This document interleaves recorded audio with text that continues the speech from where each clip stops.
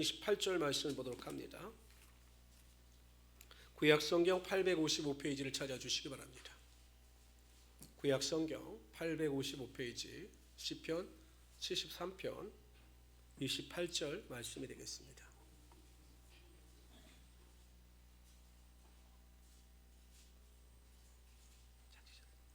찾으셨습니까? 안 보이시는 분은 여기 보시면 됩니다. 다 같이 읽어봅시다. 시작. 하나님께 가까이 함이 내게 복이라. 내가 주 여호와를 나의 피난처로 삼아. 아멘. 저는 오늘 읽어드린 시편 73편 28절 말씀을 가지고 참으로 복 있는 사람 두 번째 설교를 하도록 하겠습니다. 제가 원래 이 참으로 복 있는 사람을 시리즈로 설교하려고 했는데 종료주일과 부활주일이 겹쳐서 이루어지는 바람에 제가 부득이 두 주간을 띄고 복 있는 사람 두 번째 설교를 합니다. 누가복음 16장에 보면 우리가 잘 알고 있는 부자와 나사로에 대한 이야기가 나옵니다. 교회 다니는 분들은 이 성경 말씀을 한 번쯤은 다 들으셨을 겁니다. 부자는 자색옷과 고운 베옷을 입고 날마다 호화롭게 살았습니다. 지금으로 이야기하면 정말 수천만 원짜리 명품 옷을 입고 명품 신발을 신고 또 명품 가방을 들고 호화롭게 산 거죠. 매일 좋은 호텔에 가서 잔치를 베풀고 또한 여러 가지 사람들과의 교제를 통해서 세계 여행을 통해서 인생을 행복하게 살았다라고 자부하는 사람이었습니다. 집도 펜트하우스 정도는 되었겠지요. 누구나가 다 부러워하는 사람이었습니다. 사람들은 정말 저 사람이 복을 타고난 사람이다라고 다 부러워했을 것입니다. 근데 그 집 앞에는 나사로라고 하는 사람이 살았습니다. 성경 굳이 그 사람을 거지라고 밝힙니다. 거지 나사로가 그 부자의 집 앞에 살았다라고 밝히고 있습니다. 부자의 집에서 동냥을 하며 살았습니다. 옷도 변변치 못했겠죠. 또 피부병으로 인해서 엄청난 고통을 당하고 있었습니다. 개들이 그 상처를 핥을 정도로 고통 가운데 살았습니다. 누가 봐도 복과는 거리가 먼 사람이었습니다. 여러분 여기까지 이야기를 놓고 보면 뒤에 일을 생각하지 아니하고 여기까지 일을 놓고 보면 누가 행복한 사람입니까? 부자입니까? 나사로입니까? 여러분들은 어떻게 살고 싶으십니까? 부자처럼 살고 싶으십니까? 나사로처럼 살고 싶으십니까? 다 부자처럼 살고 싶죠. 만일 인생이 여기에서 끝을 맺는다면 저도 역시 부자와 같이 사는 것이 행복한 삶이다. 그렇게 살고 싶다라고 말할 것입니다. 근데 여러분 그들이 죽고 난 뒤에 반전이 일어납니다. 부자는 음부 지옥에 떨어졌습니다. 영원히 고통 가운데 괴로워했습니다. 얼마나 괴로웠는지 죽고 싶어도 죽지 못하는 그런 지옥이었습니다. 근데 눈을 들어 하늘을 보니 낙원 가운데 아브라함이 있는 겁니다. 그리고 그 옆에 자신이 잘 알고 지내던 거지 나사로가 있었습니다. 너무 목이 마르고 힘이 들어서 아브라함에게 부탁을 합니다. 저 나사로의 손끝에 물을 묻혀서 내 혀를 서늘하게 시원하게 좀 해주십시오라고 부탁을 합니다. 근데 아브라함이 안 된다고 이야기하죠. 너와 우리 사이에는 깊은 골이 있어 여기에서 너에게로 너가 우리에게도 올 수 없다라고 이야기를 합니다.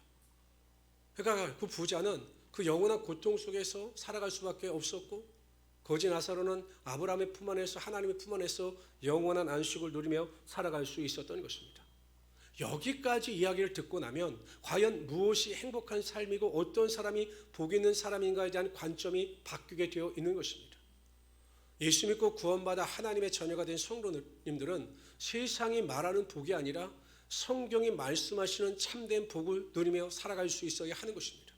그럴 때 우리 안에 영적인 만족과 기쁨이 흘러넘치게 되고 그로 인하여 소망을 가지고 하나님께 영광을 돌리며 살아가게 되는 것입니다. 저는 지난 시간에 참으로 복 있는 사람이 누구인가에 대하여 두 가지를 설명해 드렸습니다. 첫째는 하나님께 예수 믿고 구원을 받아 하나님의 백성이 되고 이 땅이 아니라 천국 소망을 두고 살아가는 자들이 복이 있다라고 말씀을 드렸습니다. 그래서 저와 여러분은 이미 복을 받은 사람입니다. 믿으십니까? 그리고 두 번째는 하나님의 말씀대로 살아가는 자들이 복이 있는 것입니다. 하나님의 말씀대로 살아가면 삶의 환경이 어떠하든지 간에 하나님께서 우리에게 복을 주시고 은혜와 능력으로 함께하여 주시기 때문입니다. 오늘 그 두 번째로 과연 어떠한 사람이 참으로 복이 있는 사람인가? 성경은 어떠한 사람을 정말로 복이 있는 사람이라고 말씀하고 있는가에 대하여 살펴보도록 합니다. 첫 번째로요. 참으로 복이 있는 사람은 하나님을 가까이 하는 사람입니다. 다시 한번 읽어봅시다. 열어주세요. PPT. 다 같이 읽어봅시다. 시작. 하나님께 가까이함이 내게 복이라. 내가 주 여호와를 나의 피난처로 삼아 주의 모든 행적을 전파하리이다. 하나님을 가까이하는 사람이 복이 있다라고 시편 기자는 말씀하셔요.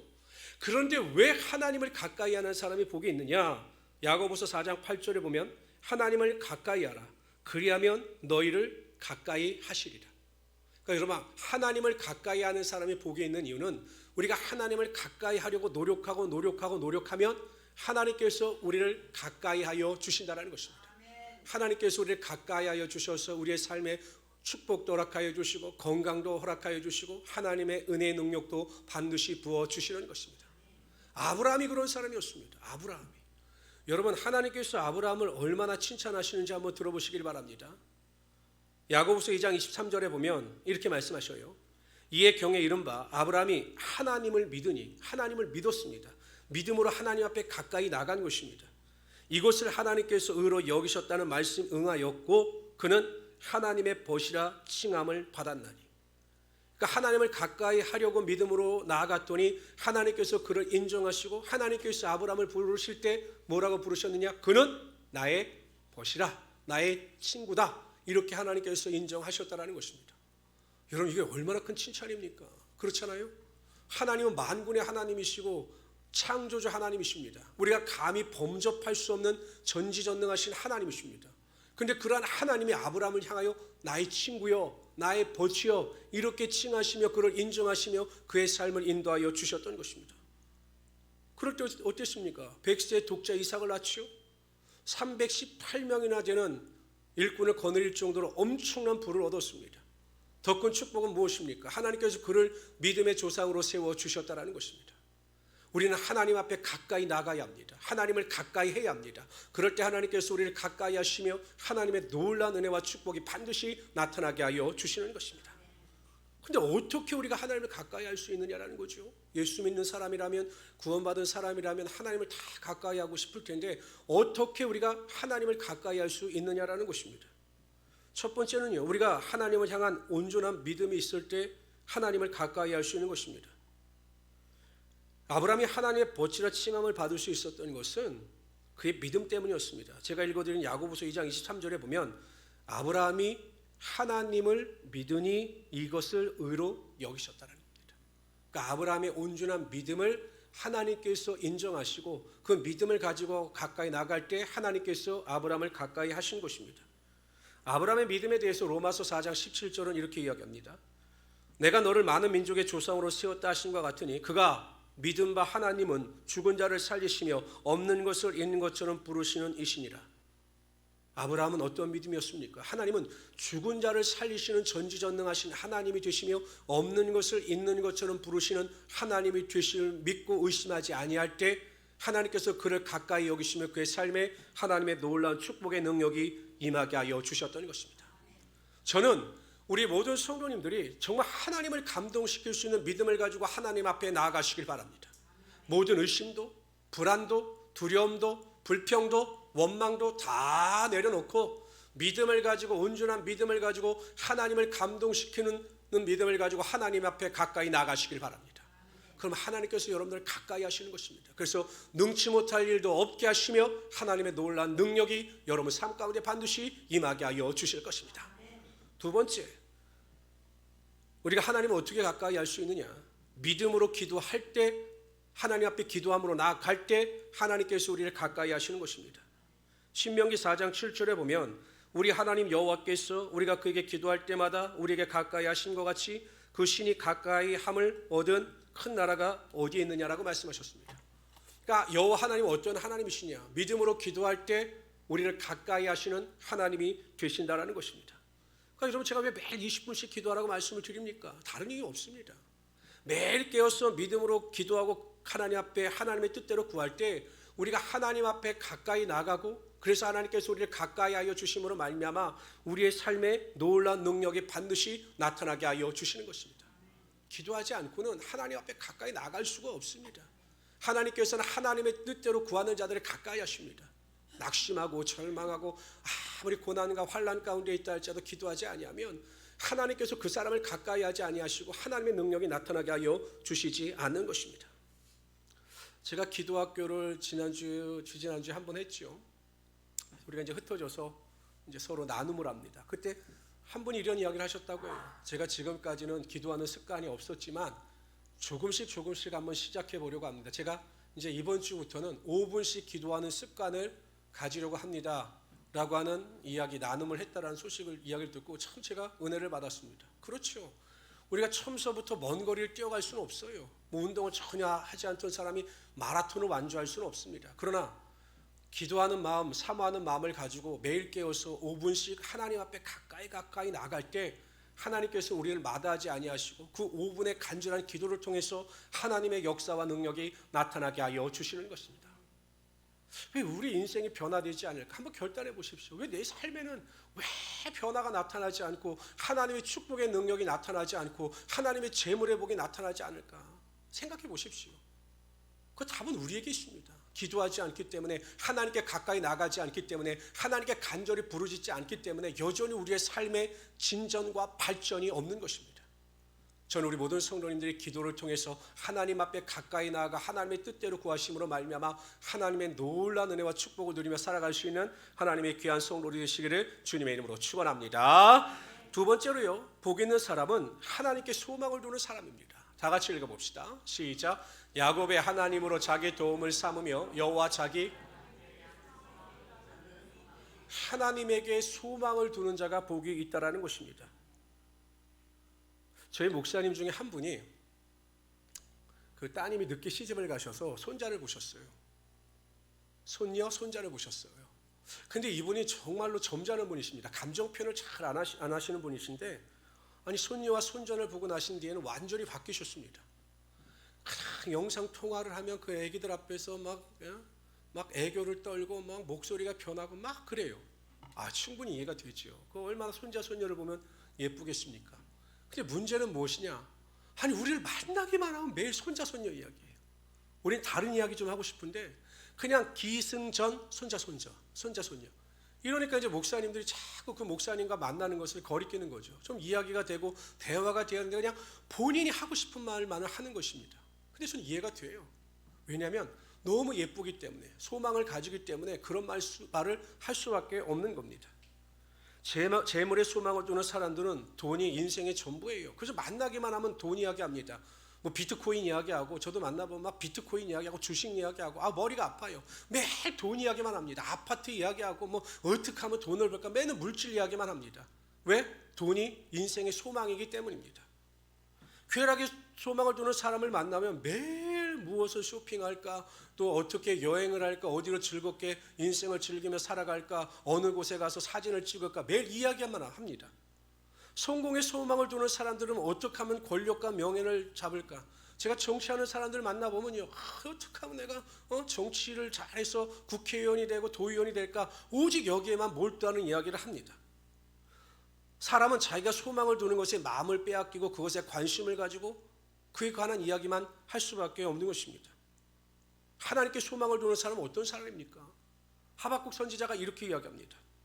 비록 무화과 나무가 무성하지 못하며 포도나무에 열매가 없으며 감람나무에 수출이 없으며 밭에 먹을 것이 없으며 우리의 양이 없으며 외양간에 소가 없을지라도 나는 여호와로 말미암아 즐거워하며 나의 구원의 하나님으로 말미암아 기뻐하리로다. 내 삶의 모든 것이 다 사라진다 할지라도, 나의 건강도 물질도 모든 권력도 명예도 쾌락이 사라진다 할지라도 하나님께서 나와 여전히 함께 하시면 나는 그로 인하여 기뻐하고 즐거워합니다 라고 고백하는 것이 하나님께 소망을 두며 살아가는 성도의 바른 모습이라는 것입니다. 조금만 잃으면 원망하고 불평하고, 조금만 얻지 못하면 마치 세상을 다 잃어버린 것처럼 하나님께 불평하고 원망하는 것은 하나님께 소망을 두는 사람이 아닌 것입니다. 하나님이 내 삶의 전부가 되시며 하나님께서 내 삶의 소망이 되십니다 라고 믿으며 살아가는 자들은 어떠한 상황 가운데 있다 할지라도 하나님으로 인하여 감사하고 하나님을 찬양하고 하나님께 영광을 돌리게 되어 있다는 것입니다.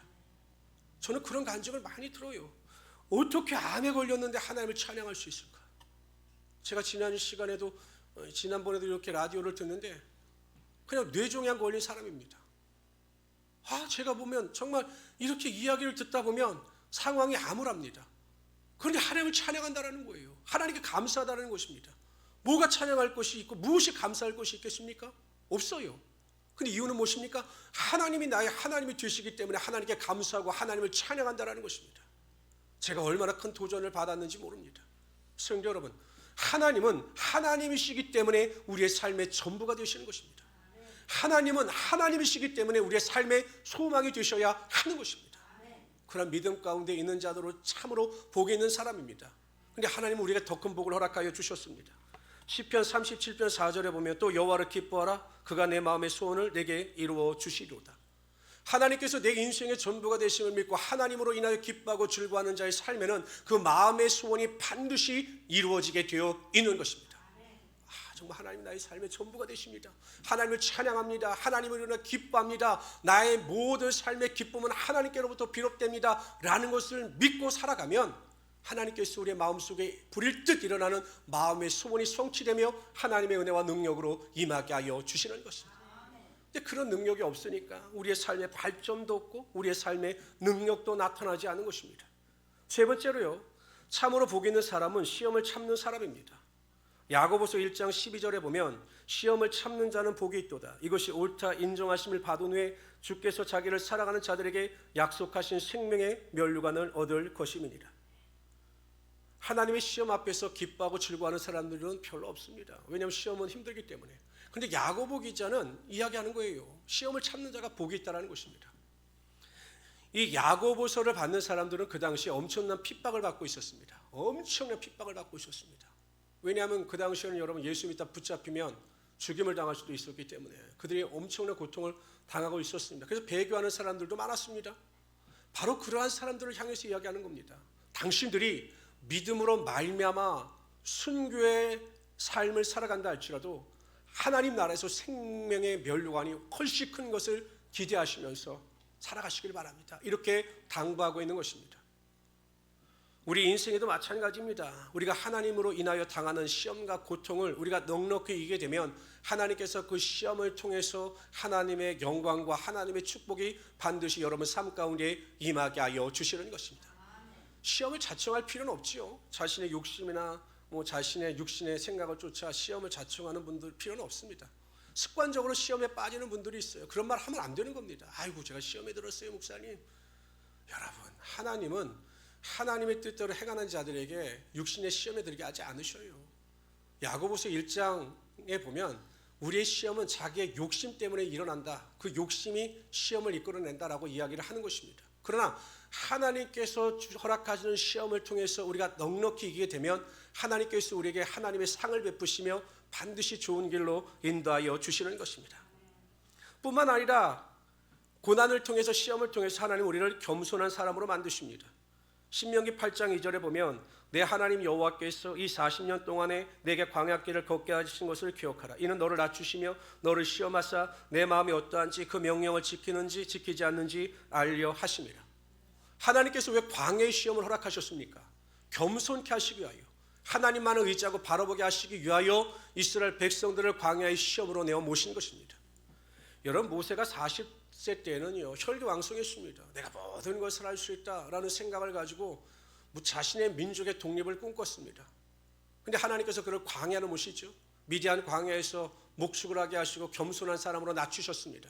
나는 아무것도 할 수 없다라고 하는 그러한 겸손한 사람으로 낮추셨을 때 하나님께서 그에게 일을 맡기시고 하나님의 놀라운 능력을 행하며 살아가게 하여 주셨던 것입니다.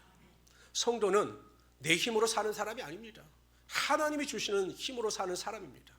내가 행한 모든 일이 내 능력이나 내 지혜로 이루어진 것이 아니라 하나님의 능력과 지혜로 이루어진 것을 믿고 항상 겸손한 사람이 되어야 하는 것입니다. 하나님은 교만한 자를 대적하시고 겸손한 자를 높이시는 것입니다. 내가가 아닙니다. 하나님이 하셨습니다. 하나님이 이루셨습니다. 나는 아무것도 한 것이 없습니다 라고 겸손한 마음을 가지고 살아가는 자에게 하나님께서 복의 복을 더하시며 축복의 능력으로 함께하여 주시는 것입니다. 뿐만 아니라 우리를 연단하시기 위하여 시험하시는 것입니다. 시편 66편 10절에 보면 하나님이여 주께서 우리를 시험하시되 우리를 단련하시기를 은을 단련한 같이 하셨으며 라고 말씀하셨습니다. 시험이 없이 신앙이 성숙하는 사람은 없어요. 그런데 여러분 10명 중 8명은 시험 앞에서 무너집니다. 시험을 당할 때마다 항상 무너집니다. 그래서 신앙의 진보와 발전이 없습니다. 그러나 나의 삶에 어려움이 다가오고 시험이 다가올 때마다 그 불시험을 이상히 생각하지 아니하고 믿음으로 이기며 살아가는 자는 신앙이 성장하고 성숙하여 세상에 감당치 못할 믿음의 성숙의 단계로 나아가게 되는 것입니다. 그러니까 제가 보면 아무리 믿음이 좋은 우리 젊은 집사님들이라 할지라도 권사님들의 신앙의 수준을 넘어가지 못한 이유는 권사님들은 그만큼 많은 시험과 고난을 겪으셨기 때문입니다. 그 고난과 시험 앞에서 믿음으로 기도하고 믿음으로 모든 것을 이기심으로 말미암아 신앙의 성장과 성숙을 이루는 것입니다. 사도 바울이 고린도 교회를 볼 때마다 안타까웠습니다. 한 이 정도면 성장해야 되는데 왜 성장하고 성숙하지 못하고 그 자리에 머물러 있는가? 그런데 고린도 교회 성도들은 몰라요. 그래서 사도 바울이 책망하죠. 내가 너희를 밥으로 먹이지 못하고 젖으로 먹인다라는 겁니다. 단단한 것을 먹을 수 있는 믿음이 되어 있지 않다라는 것입니다. 저는 우리 모든 성도님들이 신앙의 연륜에 걸맞는 신앙의 성장과 성숙을 이루며 살아갈 수 있는 우리 성도들이 되시기를 바랍니다. 그래서 제가 매일 기도하라고 드리는 말씀이 무엇입니까? 신앙은 나를 아는 겁니다. 내 신앙의 정도와 내 신앙의 성숙이 어느 정도인가를 바로 깨달아야 하는데 목회자들을 비롯해서 저를 비롯해서 많은 분들이 내 신앙의 상태를 몰라요. 내가 잘 믿고 있다라고 착각합니다. 내 가족은 잘 믿고 있다라고 착각합니다. 아니거든요. 아닙니다. 내가 아무리 건강하다라고 우긴다 할지라도 의사의 정확한 진단을 받아야 그 건강이 증명되어지는 거예요. 마찬가지로 항상 우리의 믿음은 성경을 통해서 검증을 받아야 합니다. 말씀을 통해서 검증을 받아야 합니다. 그럴 때 우리의 신앙이 온전한 성장과 성숙을 이루며 살아갈 수 있고 시험을 통해서 모든 것을 넉넉히 이기며 나아갈 수 있게 되는 것입니다. 네 번째로요, 참으로 복이 있는 사람은 다른 사람에게 선을 베풀 줄 아는 사람입니다. 다 같이 읽어봅시다. 시작. 곧 이같이 수고하여 친히 말씀하신 바 주는 것이 받는 것보다 복이 있다라는 것입니다. 그러니까 여러분 시편 41편 1절에도 보면 가난한 자를 보살피는 자에게 복이 있으며 재앙의 날에 여호와께서 그를 건지시리로다라고 말씀하셨습니다. 여러분 받는 것이 주는 것이 받는 것보다 복이 있어요. 그 이유가 무엇이냐? 첫 번째로요, 준다라고 하는 것은 자기 희생이죠. 수학적인 공식으로 보면 마이너스입니다. 그렇죠? 내가 누군가에 주면 나는 마이너스입니다. 그런데 내 삶에 마이너스가 되는 것 같지만 그 누군가를 위해서 섬김을 통해서 하나님 우리 마음 가운데 세상에 줄 수 없는 행복을 허락하여 주신다는 거죠. 기부를 많이 하는 분들에게 물어보면 왜 기부합니까? 왜 그렇게 거대한 재산을 기부합니까? 라고 물어보면 기부할 때 그 마음속에 부어지는 행복은 세상의 어떠한 성취보다 크다 이렇게 말씀하시는 분들이 많아요. 제가 잘 아는 전도왕이 계십니다. 여자분이신데 전도왕입니다. 근데 이분이 어떻게 전도왕이 됐는가를 제가 여쭤봤어요. 이분은 자나깨나 전도하시는 분인데 그래도 이렇게 말씀하시더라고요. 어느 날 처음 전도를 한 과정을 이야기하는데 자녀를 잃고 낙심하는 분에게 찾아가 전도를 하셨다고 합니다. 근데 반응이 냉랭하죠. 그리고 자식을 잃었으니까 얼마나 마음이 강팍하겠습니까? 오지도 말라. 매번 거부하는 겁니다. 그래도 음식을 만들어 방문하고 또한 여러 가지 선물을 준비하고 계속 방문했더니 어느 순간 그분의 마음 문이 열렸습니다. 그 집사님을 받아들였습니다. 그 자신이 얼마나 고통스러운지 얼마나 마음이 아픈지를 이야기하기 시작합니다. 어느 정도 시간이 지났을 때 이 집사님이 그분에게 이야기했습니다. 제가 믿는 하나님을 한번 믿어보시길 바랍니다. 감당할 수 없는 슬픔을 하나님께서 치료해 주실 겁니다. 그래서 그 집사님의 손에 이끌려 교회에 참석을 했습니다. 하나님께서 그 여인의 마음에 상처를 하시고 놀라운 은혜를 부어주셨습니다. 주일 예배뿐만 아니라 주중 예배, 새벽 예배까지 참석하면서 그 자식 잃은 슬픔을 치유받았을 뿐만 아니라 천국의 소망을 가지고 모든 것이 회복되어 하나님의 영광을 구하는 삶을 살게 됩니다. 그리고 나중에요, 이 집사님에게 이 구원받은 분이 그렇게 고백을 하더랍니다. 집사님은 내 삶에 있어 최고의 은인이 되십니다. 집사님이 아니셨다면 저는 자살의 길을 선택했을지도 모릅니다. 그런데 집사님께서 저를 찾아오셔서 희생해 주시고 복음을 증거해 주심으로 말미암아 나는 이제 영생의 복을 누리며 살아가는 사람이 되었습니다. 정말로 감사합니다, 감사합니다라고 하는 말을 하는데 그 마음속에 얼마나 기쁨이 흘러넘치는지 몰랐다라고 합니다. 그래서 그가 주님을 증거하고 복음을 전파하는 일에 최선을 다하며 다른 사람들을 섬기는 일에 최선을 다하며 살아가게 되었다라고 이야기합니다. 지금도 다른 사람들에게 선을 베풀고 복음을 증거하는 일이 인생의 기쁨이다라고 증언하면서 살아가고 있습니다. 이처럼 우리가 다른 사람을 위해서 살고 선을 행하면 하나님께서 세상에 줄 수 없는 기쁨과 행복을 허락하여 주시는 것입니다. 두 번째로요, 하나님께서는 반드시 베푸는 자의 선행을 기억하시고 채워주셔요. 누가복음 6장 38절에 보면 주라 그리하면 너에게 줄 것이니 곧 후히 되어 누르고 흔들어 넘치도록 하여 너에게 안겨주리라. 우리가 지금 당장은 손해보는 것 같지요? 선을 행하고 또 물질을 사용하는 것이 손해보는 것 같지요? 왜 나만 이렇게 희생하고 수고해야 되나? 그래서 내 인생이 왜 이렇게 힘드나? 그럴 것 같지요? 그러나 하나님 앞에 우리가 온전히 드리고 다른 사람을 섬길 때 하나님께서는 반드시 누르고 흔들어 넘치도록 후히 되어 부어주신 하나님의 능력이 임하게 하여 주신다는 것입니다. 돈을 많이 버는 분들이 저에게 그런 말씀 하시더라고요. 제가 경제적으로도 이렇게 하는 분들을 가끔 만나보면 참 부러워요. 어떻게 이렇게 물질이 그렇게 잘 모일까? 그랬더니 그분들이 그 말씀 하시더라고요. 아이고 목사님, 제가 이 정도 많이 벌기 위해서 얼마나 많이 다른 사람들에게 썼는지 몰라요. 항상 제가 찾아다니고 쓰고 또 물질을 베푸니까 그러니까 물질을 쓰는 사람에게 물질의 복이 오더라고요. 인색한 사람 목사님 결국 복을 받지 못하여 이렇게 말하는 것을 들었습니다. 하나님의 법칙도 마찬가지입니다. 하나님의 영광과 기쁨을 위하여 선을 베푸는 자는 하나님께서 기억하시고 반드시 누르고 흔들어 넘치도록 복이 임하게 하여 주시는 것입니다. 근데 원칙이 있어요. 선을 행하는데도 원칙이 있어요. 이 원칙이 지켜지지 아니하면 우리의 선이 하나님께로부터 인정을 받지 못한다는 것입니다. 예수님께서 마태복음 6장 2절에 이렇게 말씀하셨습니다. 구제할 때 외식하는 자가 사람에게 영광을 받으려고 회당과 거리에서 하는 것 같이 너희 앞에 나팔을 불지 말라. 나의 선행을 나팔 불지 말라는 겁니다. 내가 무엇을 하고 어떻게 선을 행했는지 막 떠들지 말라라는 것입니다. 진실로 너에게 이르노니 그들은 자기 상을 이미 받았느니라. 그러면서 예수님께서 이렇게 말씀하십니다. 오른손이 하는 것을 왼손이 모르게 하라는 것입니다. 하나님 앞에서 올바른 선은 내가 행하고도 그것이 드러나지 않도록 애쓰는 자에게 하나님의 복이 임하게 하시는 것입니다. 근데 이게 힘들어요. 저도 보면 참 이게 힘듭니다. 저도 가끔은 하다가 누가 기도 응답 받았습니다 이러면 제가 속으로 그 생각이 들어요. 내가 기도해서 응답 받은 건데 뭐 이런 생각이 들어요. 이게 인간의 욕심이고 한계입니다.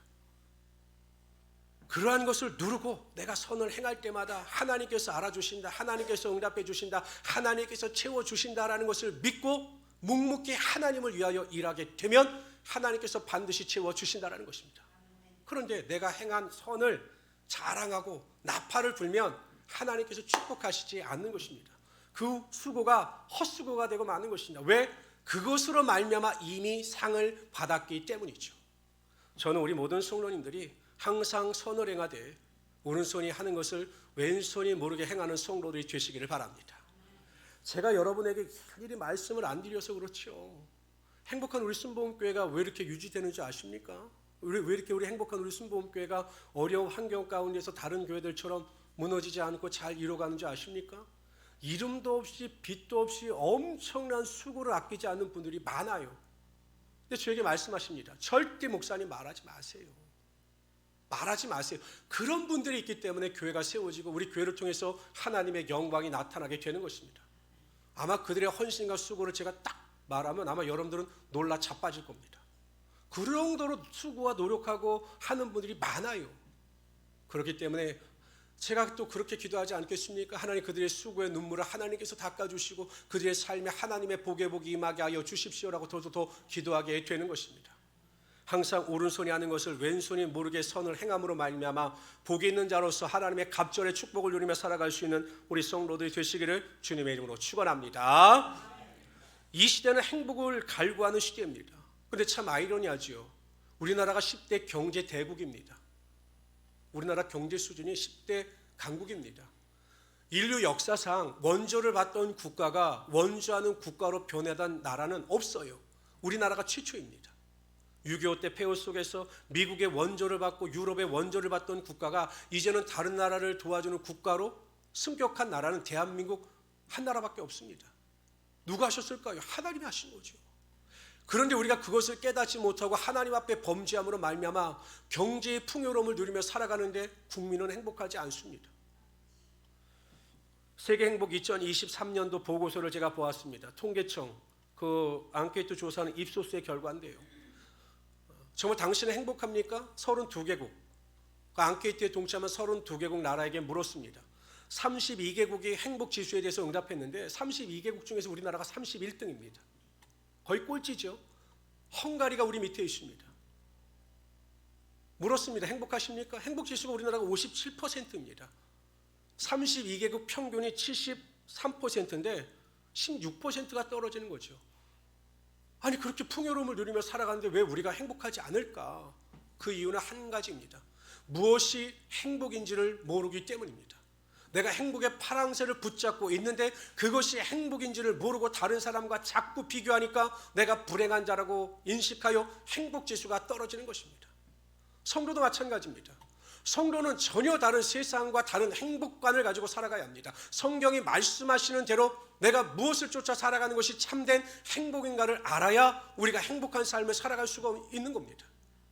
그런데 여러분 세상의 기준과 똑같지 않습니까? 내가 얼마나 좋은 집에 살고 내가 얼마나 좋은 수입을 얻으며 내가 얼마나 좋은 차를 타고 다니는가, 이것이 성도들의 행복 기준인 것입니다. 그래서 제가 지난 설교에도 말씀드렸듯이 사도 바울이 배설물과 같이 여겼던 것을 자꾸 우리는 보물처럼 여기면서 살아가기 때문에 우리가 행복한 사람에도 불구하고 행복한 것을 느끼지 못하고 불행한 삶을 살아가게 되는 것입니다. 성도 여러분, 성경이 말씀하시는 올바른 행복관을 가지고 승리하며 살아가시기를 바랍니다. 첫 번째로 우리는 구원을 받은 자들입니다. 그래서 이미 행복한 사람입니다. 믿으십니까? 우리는 행복한 사람이에요. 지금 어떤 환경 가운데 있다 할지라도 이미 구원을 받은 자라면, 그래서 내 삶에 천국의 소망이 있는 사람이라면 행복한 사람입니다. 두 번째, 하나님의 말씀대로 살아가고 있다면, 내가 하나님의 말씀대로 살려고 노력하고 있다면, 하나님의 말씀대로 인도하심을 받아 살아가고 있다면 여러분들은 행복한 사람입니다. 세 번째, 매일 기도하고 믿음을 가지고 하나님 앞에 가까이 나가기를 원하는 성도들, 예배를 사모하는 믿음을 가지고 영적인 일에 사모함을 가지고 나가고 있다면 여러분들은 행복한 사람입니다. 하나님께 소망을 두며 하나님께서 나의 삶의 전부인 것을 믿고 감사하며 찬양하며 원망과 불평을 물리치고 있다면 여러분들은 행복한 사람입니다. 시험을 참는 여러분들은 행복한 사람이고, 선을 행하되 오른손이 하는 것을 왼손이 모르게 선을 행하며 살아가고 있다면 여러분들은 행복한 사람입니다. 이러한 행복감을 가지고 세상을 넉넉히 이기며 하나님과 동행하는 삶을 살아가시는 귀한 성도들이 되시기를 주님의 이름으로 축원합니다. 기도합시다.